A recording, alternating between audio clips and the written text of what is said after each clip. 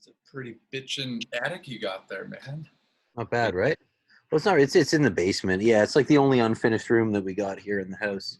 I thought this was gonna be cool, but this light is like super annoying. I'm gonna have to sit like Papa right in front of it. Might have to move out. Hold on. Yeah. Probably rock my Bills Mafia hat too. Sure. Didn't Rye get you that? Yeah, he did. Awesome. There you go. Is it? Fuck yeah, man. Well, hey, welcome. This is the first non-live. I asked no one. But cheers. Okay, I was gonna say, they're normally live, right? They're normally live. Yeah. Yeah, but cheers, brother. You got some wine there? I got a nice 2016 Chianti that I'm drinking right now. Chianti. It exists in Canada, huh? Cheers, fucker. Unlike a lot of other luxuries that don't exist here. Cheers to you, man. Nice shirt. Thanks. All the way. Liquid hot magma. Well, you know what? I thought about it. I was like, should I wear a Gojira shirt? Or there's a high likelihood that he'll be wearing a Gojira shirt and we'll both be wearing Gojira shirts. So I thought I'd rep another band that we like. Hell yeah. And that's cute. I like that a lot, man. Shit. I was gonna wear an Opeth with the that devil with the tongue, but I thought this was way appropriate. But dude, yeah, I would say so. Cheers to Another World, man. I love that song, Gift of Guilt, global warming thing going on with the riffing. And a lot of people compare it to Gift of Guilt. It's weird is that that's not really, I guess it's got the same anthemic vibe to it, but it's not really a song from that record that I kind of paired up with Gift of Guilt. But I hear it now after all the comparisons, you know? What kind of songs do you hear with that brand new track? Oh man, it's just a banger. It's like super melodic banger. I mean, that track, mind you, I love the drums on it, but the track it just screams Joe's evolution as a writer and vocalist. I think his vocals on that track are fantastic. I'm a huge fan. Awesome. Yeah, I'll post it in the link in the description comment down there. But the message of overall what's going on in that video, and Joe being the executive producer on it, that's really awesome. Yep, absolutely. Yeah, at the top of all these episodes, I like to start off with a music fact of the day. You know, today this is what happened in August 10th of 67 or whatever. But I couldn't find anything cool enough. So nothing you got? Gojira must have been doing something in the last couple of years on this day, I'm sure. Yeah, we've had some good metal Mays in the month of May. Definitely had some fun August with our band. Seen them 18 times, just a total trip. But tomorrow will be 29 years since my all-time favorite record was released, and it's the Metallica's Black Album. Oh, yeah, absolutely. No question. Tomorrow's 29 years already. 29 years, yeah, 1991, August 11th. My favorite Metallica record for the record, Master of Puppets. Puppets. Yeah. The almighty really. Master of Puppets, man. Come on. I think it's like a record that really turned me on to I was already a massive music fan, but it turned me on to the harder stuff and more intricate guitar work and the melodies. Like some of the melodies that they had and some of the drum riffs, if you could even say drum riffs. You can't really say drum riffs too many times, but when you're talking about Lars, he wrote a lot of really cool drum riffs, and that record is just littered with cool drum work. Hetfield is a drummer at heart, actually. So when he plays, he's kind of got that drumming kind of chunk. And Lars, the guitar work, it's funny you mentioned that. He's mentioned that in interviews before. So it's awesome. Black Album, I'm a riff guy. Yep. That's partly why I got turned on to Gojira. It's just they got that riff down. They got the overall energy and the ups and the downs of the music, of course. But fuck yeah to my beloved Black record tomorrow. And then I like to also start top of the list here. Quote of the day. Yep. And to quote L'Enfant Sauvage, the desire that you once had to reveal yourself forgot to create your own life. Yeah. Every time live, man, it's not my favorite Gojira record, but I know Christian Lavender, 1/3 of the Three Musketeers, It's me, Ryan, and Christian all the time. Yeah. Up front. But that L'Enfant Sauvage, when those lights go bronze, man. That's one of my favorite songs live. I mean, a few times it's been omitted from the set list for whatever reason because we have to reduce it because we're only playing 45 minutes at this festival or 50 minutes at this festival. But yeah, easily one of my favorite songs. That breakdown is just one of the heaviest things and then live we'll throw the smoke or the CO2 jets, cryojets as we call them, and a bunch of flame hits at the same time. We do the mega blast is what Pete calls it, or LD, and a special effects coordinator.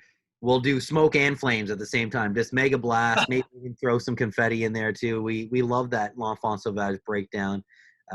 It's one of my favorite songs. Awesome. I remember when that record came out, Joe was asked in an interview, what's the one song you would play to a Gojira newbie? What's the one song that encompasses Gojira? And he mentioned Explosia, track off that same record. Awesome.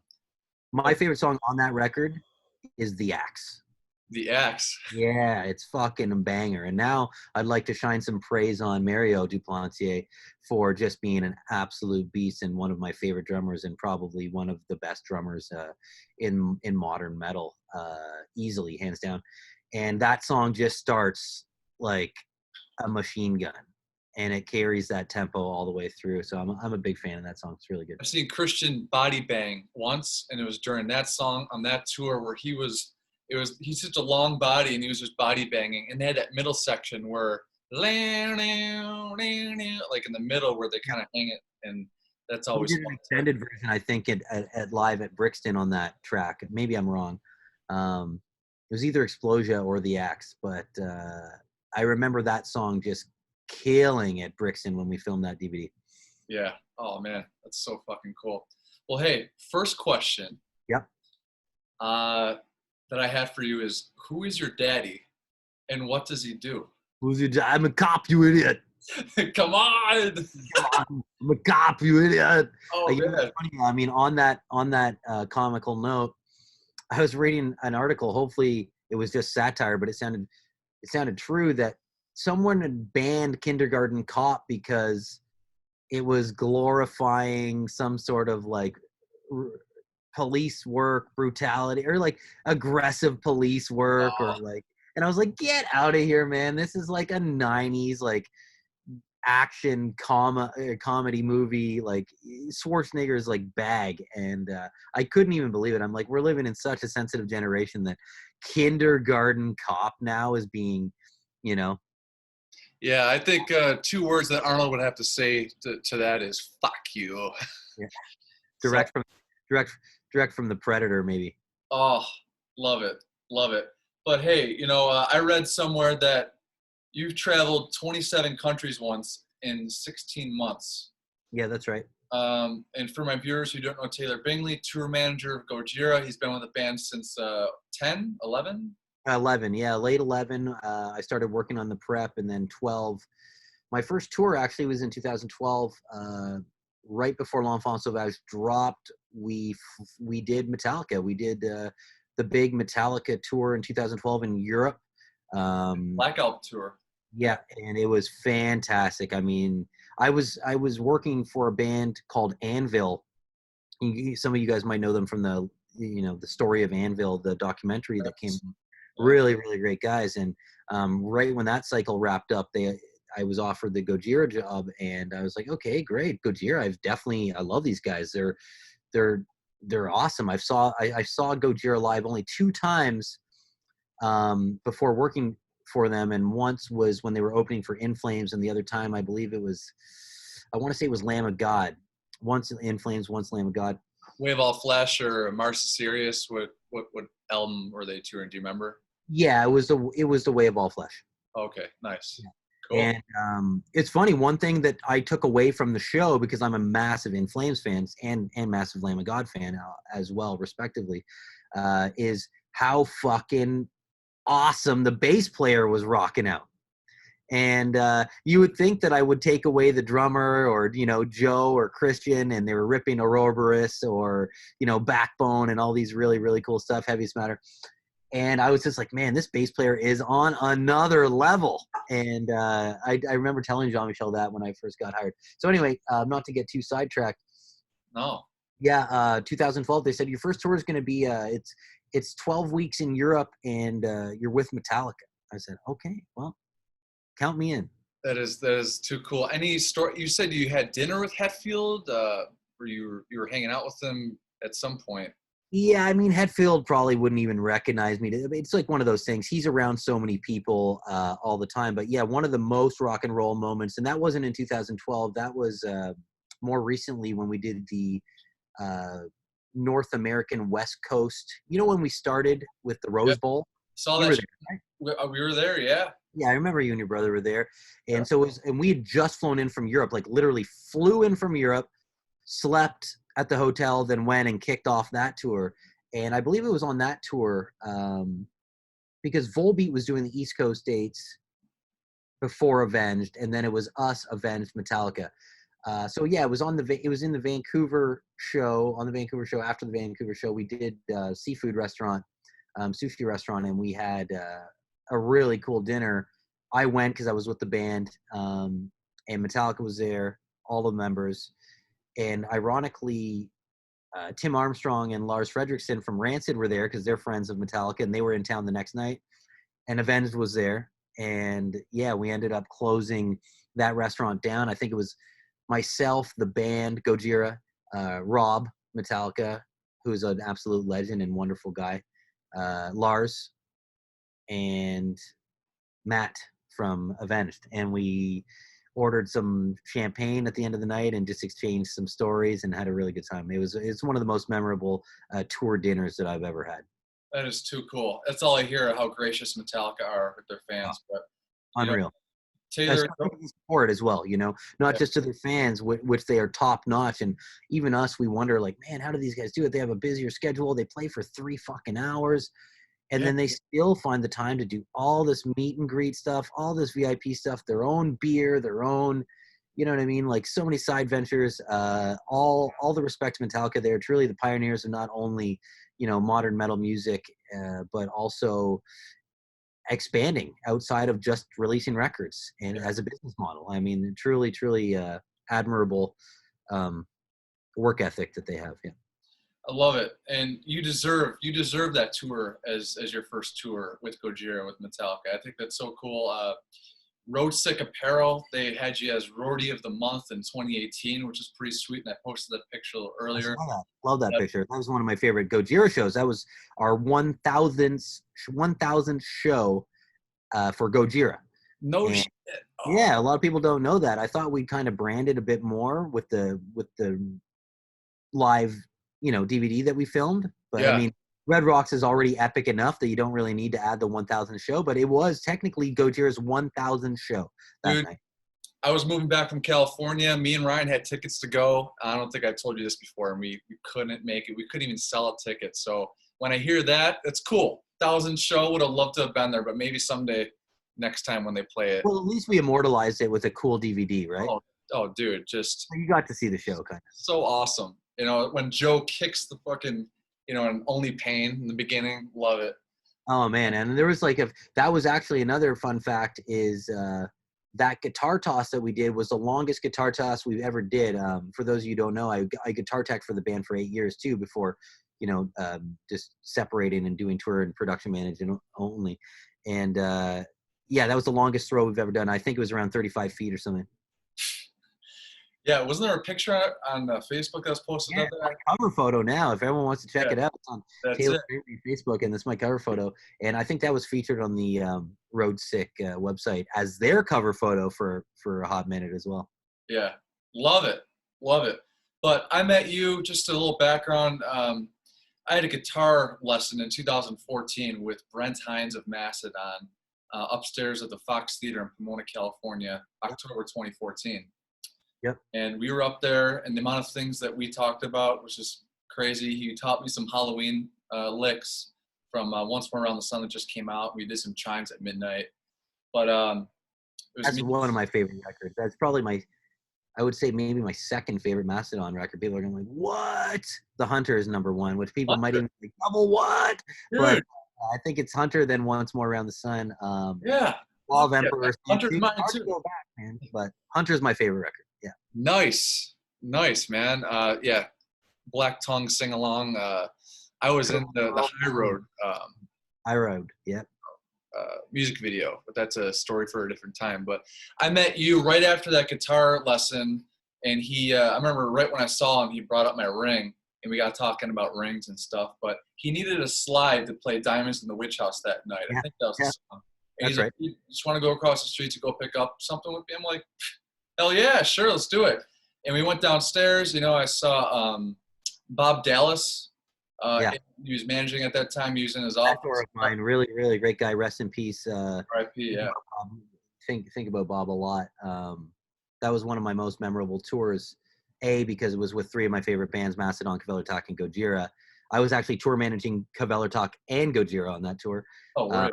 Yeah, we had to swap buses out. Our bus broke down at that show, so I was like up to my eyeballs in duty at that point. I was like, dude, like not only am I have to guitar, bass tech, tour manage Gojira, tour manage Kvelertak, get that, and then I had to sort them out another bus and this whole thing. But yeah, Bob Dallas made that tour and a few other tours that we did together. Absolutely memorable.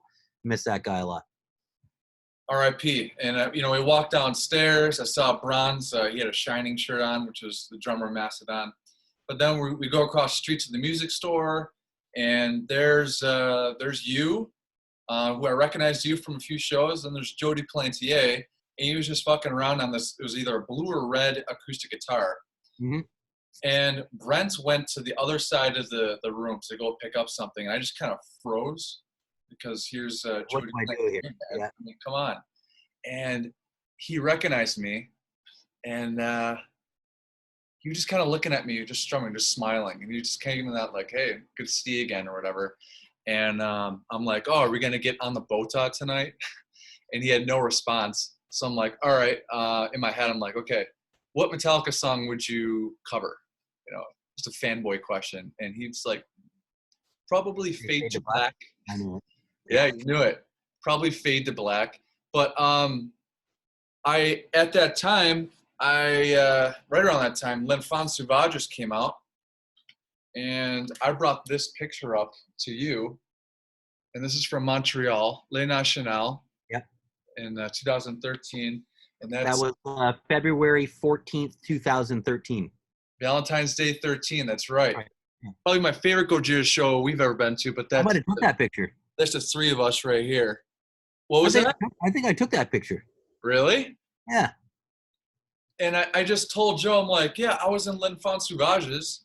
And then you kind of like, you're like, oh my God, you were in L'Enfant Sauvages? I remember that. And it was pretty funny. So I got talking with you about maybe getting in the business and, knocking on doors and going to places where I'm not supposed to be. And you connect me with Roadrunner, and they hooked me up with some tickets for Bush and Slipknot down the. Then you got on the street team too, and that escalated into. Then you ended up in a Slipknot video or two, and yeah, man. So that's how you break down that wall, Dude, you're a massive part of that. I'll tell you that right now. And I just wanted to show you too, like. Me, Ryan, and Christian, we really look at this tour as something special. Seeing that with Devin Townsend, Atlas Mall, Toronto, and Montreal. That was a bit of a breaking point for us, where we had a bit of a budget to evolve the production, the live production, into a bit of a cooler light show. And before that, it was literally just myself, Johan Mayer, our sound guy, and Nico Riot, the LD, and that was it. The three of us in a fucking van for a hot minute. And then I got to hire some more people. That's when on that tour, that's when we met Dave Price, who's our he was production manager for a long time, still helps me heavily on the production, stage manager, Mario's drum tech since that tour, my right hand, unquestionably. And that was the tour that we brought him on amongst other crew members as well. So that's a really, really cool milestone tour for me that I think of a lot. When did you know that this was going to be your career? As a tour manager in production, was it that tour, or was there a moment? Or I think there's probably levels to that, where it's not really something frankly, when I was into music at a really young age, you know, probably 8 or 9, I picked up the guitar and was like a huge, like my first, I remember buying the cassettes of Pearl Jam 10, Nirvana Nevermind, Soundgarden, Super Unknown, cassettes, you know, Smashing Pumpkins maybe even.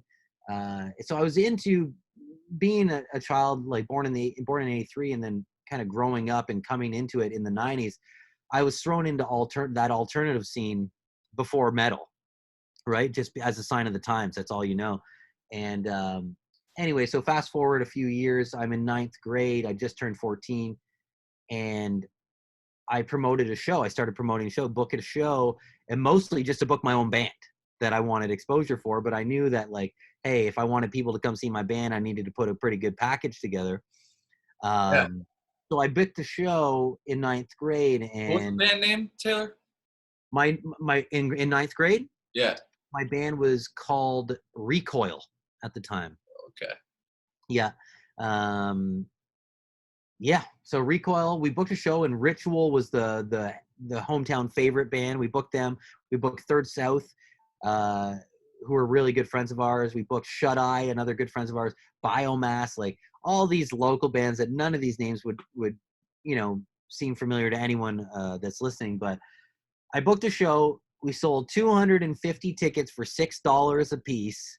Ended up paying all the bands more than they had ever been paid, and I think I profited $800 for 14 years old. So I knew right then and there, oh man, there's another side of the business that is really cool aside from performing. So I think that's when really the light went off in my head, and it was like, you know, I think if things don't pan out, I of course always wanted to make it with my own bands, or, you know, be a professional musician as you want to do when you're younger and you're hungry and you love music.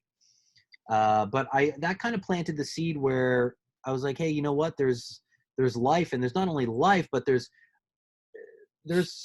a career on the other side that is attainable, you know, if you're good at it. So I think that did it. And then fast forward another 5 years, I finished high school, and I needed to go to post-secondary education. I needed to do something. Didn't want to go into the trades like a lot of my family did, like they're, you know, pipe fitters, steam fitters, welders, you know, plumbers, stuff like that, which is very respectable, and they have huge success, and that's a guaranteed, secured, good money, you know what I mean, union, just Sure. great career. But it wasn't for me. So I took audio engineering at that time, and then I finished top of my class. I went back and I took music business administration. And I think it was that in the music business administration when I learned more about the managerial duties and tour management, production management. And I knew that that's really what I wanted to do. But at the time, that was like probably predating Facebook and all this other stuff, where you can just look in the yellow pages and be like, oh, tour manager wanted, you know? It just did not exist. So it was kind of unattainable, or at least seemingly unattainable or impenetrable industry to even get into. But I knew I wanted to do it. So I said, listen, I'm just going to try and stick close to what I'm good at, which was mixing bands at the time, or somewhat good at. Or, you know, originally I wanted to be a studio engineer, but I learned real quick that, like, making coffee and running errands was not for me, you know, changing ribbon, because that was back in the days when there was still ribbon and, you know, tape recording. Yeah. I was right on the verge, actually. When I was in school, we were learning about the principles of digital audio, like that book. It's a famous book now. It just came out, and we were on the cusp. So I knew I wanted to do something.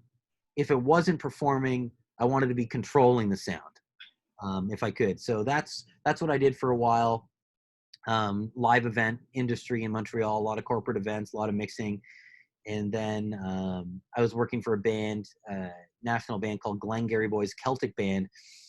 And that was a few years after 9/11, which is ironically was my 18th birthday. So there was a lot of, in the years following 9/11, there was a lot of police and fire department Celtic festivals. Like, so I got to tour the States. This band owned their own bus, which was unheard of. You know what I mean? I got to tour the States with this Celtic band who are still to this day some of my great fans, and some of my fondest touring memories, even amongst all the Metallica and all the really cool tours. Huh. And so I got to kind of cut my teeth with this band, and then it moved from there into Anvil and so forth. But just going from Recoil back then through those bands, and then fucking Anvil.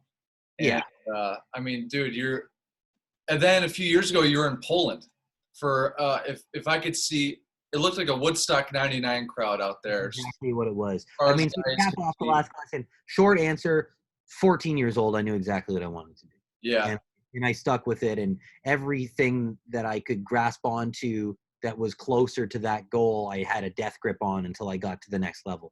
And that's just a lot of hard work and perseverance and sticking to. But yeah, to go back to that, we did something called Poland Rock, which is a massive, biggest festival we've ever done. Promoter says there was around 700,000 people there when we played. I mean, could be exaggerative, but you can't even see how wide it stretches and how far back it stretches on that video that we released, the live video. I would say at least 400,000, because I've seen 100,000 before when we did Rammstein. It was just Rammstein, Gojira, Fête de l'été in Quebec City, and that was 110,000. And this was easily 4 times that, 5 times that. But there's a lot of numbers and stats that I don't get on a show of that magnitude, and I think it was probably, who knows, could have been 700,000. Was that your? It was rock, like a Moscow Pantera, monster rock vibe. Yeah. Oh. Yeah. I mean, was that your gnarliest just crowd that you've ever? I'm sure you've been side stage and look out and just kind of like go still for a sec. Yeah, that was surreal. That was insane. That was down, and it might even be until we go back there. And I hope we do. We had a really good relationship with those promoters. Cool. And the festival has a really good message. I mean, Poland is a complicated and somewhat oppressed country and government, and that festival sheds a real nice light on, I mean, kind of a shining light, silver lining, and all that. So I do hope we go back there. So the normal concert goer that's not going to go out to these big European festivals like that we've done, and what would you share? What's a detail that you would share to the normal guy who's going to go to Darien Lake and check out a band? I mean, something that they may not know about what goes on during the set with the band and what you do as you used to do as a guitar tech, but now with the production and everything. Is there something that kind of stands out that maybe you could make a little more clear for the person that? I mean, if there's one thing, and this might be a selfish comment, and I mean it with all due respect, is that it's a super long and hard job. A lot of people associate, working on behind the scenes as something like super cool, and that's one thing, is that like, that's what drives me to work so hard at everything I do, is that I know that there's literally 20,000 qualified people out there that would do my job for free, and that's hard to deal with, so you have to keep your integrity and the standard of your work up at a certain level. So anyway, back to your question, it's a long day. Like, we're in there, even if we can't get loaded in early, because Slipknot would be loading in at, set 6, 7, and we can maybe only kind of just float around until we can dump our truck. It's a long day. We're up at 9 a.m. at the absolute latest, and we're working until probably, midnight to 2 a.m. every day. So it's a very long day, and it's high stress because you're working 18 hours a day for 60 minutes. So if something goes wrong, like if a tuner battery hasn't been changed, a patch cable hasn't been fixed or repaired, or something like that, or an amp goes down for whatever reason, and that blows out a song, I live with that for not just the one show. That'll weigh on me for quite a while, because we hold every show in such high regard. So I would just say, like, I mean, it's a really long and hard thing. So sometimes if fans are bummed that the band, doesn't come to sign autographs or come hang out or whatever, just know that it's been a long day for them equally. And I could say this for all my friends, you included, and I have friends in a lot of different cities. They're like, hey, you want to come have lunch, or you want to have drinks after the show? Sometimes it's just not possible. So I guess I just like to, cement the fact that it's it's a seriously hard job Gotcha. for anyone who's even majorly qualified, you know? Dude, I admire what you do a lot. And it's been I don't look at it as like glamorous, like you were mentioning. It's just something I need to experience. Oh, yeah. At some point in this lifetime, not like next year or 20 years from now, go on a bus and just live it and just get a little dose of that. Just someday I would love to do that. But some guys, there's someone I brought up to you, Josh Homme, a few weeks ago. Yep. And there's a cool picture that was posted of him. And I shared that with you, and you mentioned how you had a bottle of Ketel One. Dude, and that was before I was even really in the business. Like, I mean, I was touring with my own band, and I was doing sound, and I was working for a guitar company, Indie Guitar. So I was a sales rep and setting up all their guitars, doing all the NAMM shows and so forth. But I was just at that show. I was at Queens of the Stone Age show in Montreal at Metropolis. And I was with two girlfriends of mine, and I was at the bar, and we were doing shots right before Queens of the Stone Age came on. And as I was ordering the shots, this guy came up to me and was like, "Hey, dude, here you go." And I turned around. I thought he was soliciting something to me, like some sort of handbill or whatever for an upcoming show. I'm like, "No, I'm good." And he's like, "No, take these."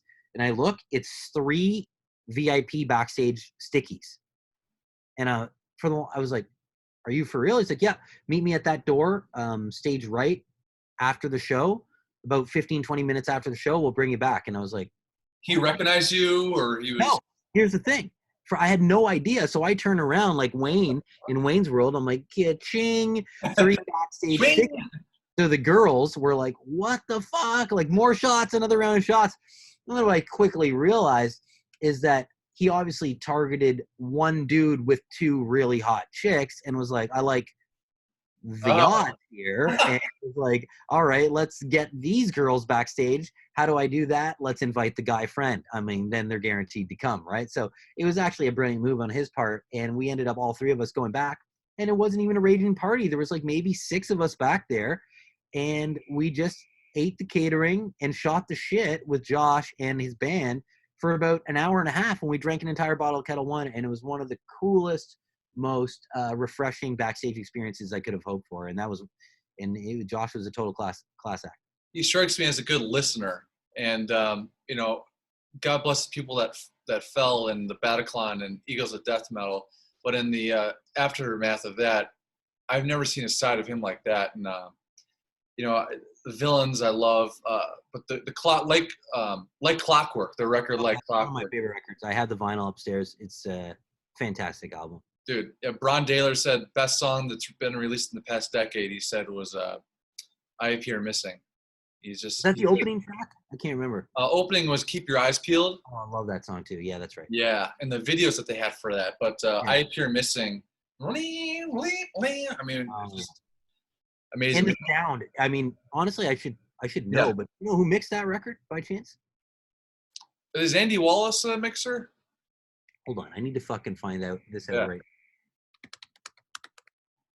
I don't have my Joe Rogan assistant to look that up for me behind me. Hold on 1 second here. I want to know who produced and mixed that, because honestly, the album is so good. Amazing. But we continue on while I'm we got 10 minutes, 15 tops. But Tobias Forge, lead singer Ghost, he's also one of the coolest motherfuckers in the industry. There's Tobias, and there's Michael Eckerfeld, and Josh Homme, just epitomized cool. Tobias, good guy, he seems like, and then Eckerfeld. Did you do some babysitting, with any of these guys? And Josh Homme produced it, so. Oh, it did. Anyway, fantastic. Yeah, to jump ship real quick to Tobias, lucky enough to, I've had the chance to tour with Ghost, work with Ghost on the management side as production coordinator for Rick Sales. And one of the most creative, brilliant minds of this generation, hands down. The guy's an incredible songwriter, and he's got an incredible vision Honestly, just I can't say enough good things about this guy. Really, really strong. Again, a lot of admiration for his creativity. Yeah. Me and Ryan would love to get a picture with Robin Shu, who played Liu Kang in Mortal Kombat. Yeah, We'd also love to get a picture with Tobias Forge. That's probably the number one that we would, Now, would you settle for like normal Tobias Forge, or do you need it to be Papa? No. I mean, Papa would be nice, with the makeup and everything. I'm a King Diamond fan. I'm a massive. We'll talk about that later time, man. But Merciful Fate. Yeah, just he looks like. People have said he looks like us, which is funny. I can see that. He's got a Swedish kind of mouth, the teeth. He's got the Viking teeth when he talks, yeah, it's just. I watch any of his interviews, man. He's really cool to listen to. I saw his acoustic set with Ghost. I was just gonna say, was he playing guitar when you saw that, or was he singing? Because there's a YouTube clip of him running through a few of the Ghost riffs, and he's playing guitar in it. Okay, yeah, dude, I saw that one. That's so cool, right?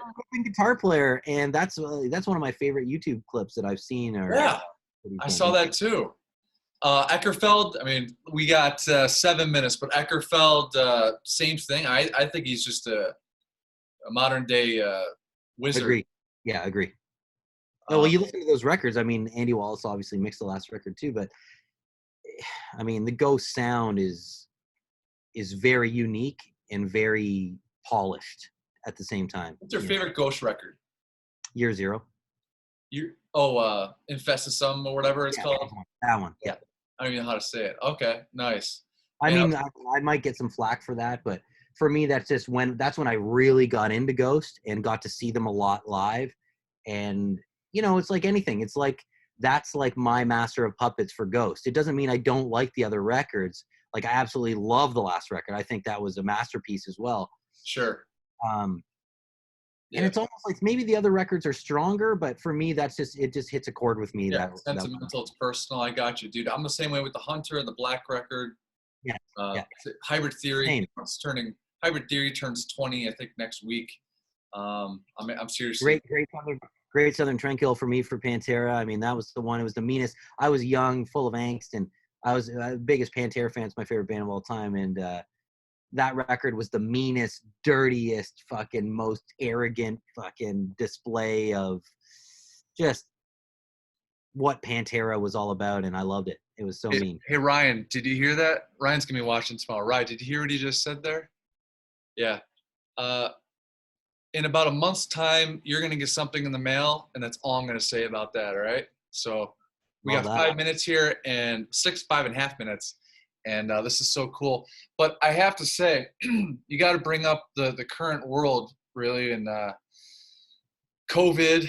I'm in real estate. I work be thriving, right? Real estate. I know that's not what we should talk about, but yeah. It's a seller's market times 10. I work with people that have been in the business for over 30 years. They've never seen anything remotely like this. Yeah. I'm working with buyers. Dude, buyers are like, to get into homes. I'm working with so many buyers. I'm working with about 19 buyers, and this is a nice break for me actually to shoot the shit with you, dude. And I've been wanting to call you to say what's up, but to do this is pretty fucking special. But with the Gojira Deftones tour that's coming up, it was postponed to next year, and hopefully it does happen next year, and I will be at multiple dates for that. I'm confident it is going to happen. Yeah.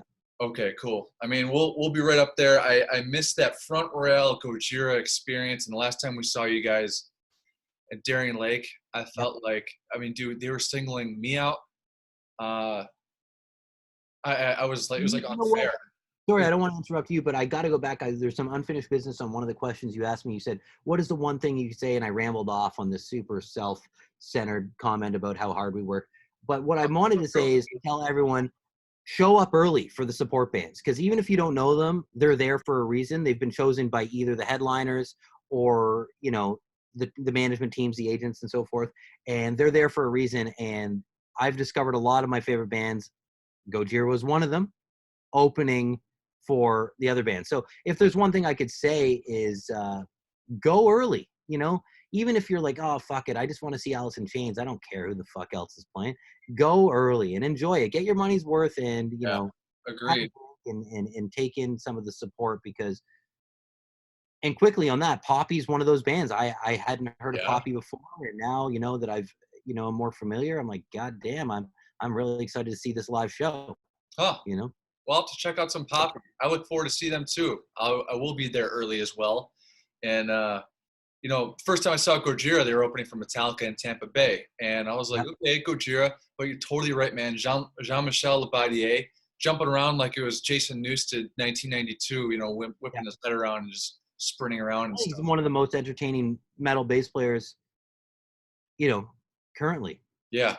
No Randy Blythe had some funny things to say about him and taking pictures of him airborne and stuff like that. Love it. That was my favorite thing when I was teching.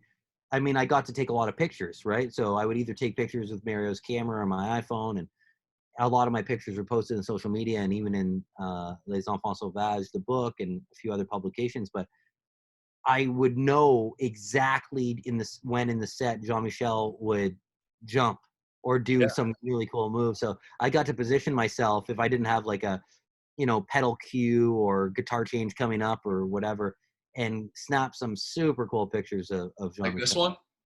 Yep, I took that picture. That's in Chicago. Very cool. Very, very cool, man. And Aragon Ballroom, maybe? I'm not sure. Dude, sick. After Montreal 2013, the song that you guys played on the PA was Tempest by Deftones. Yep. You guys are going to be touring with them next summer. It's going to be so cool. That next year, 2014, it's one of my all-time favorite records, Crosses, that released their self-titled record. I remember Joe in a interview, Joe Duplantier, lead singer of Gojira and guitarist, he mentioned how he really likes Bitches Brew. And so for Gojira, I love it when bands share different, branch bands together.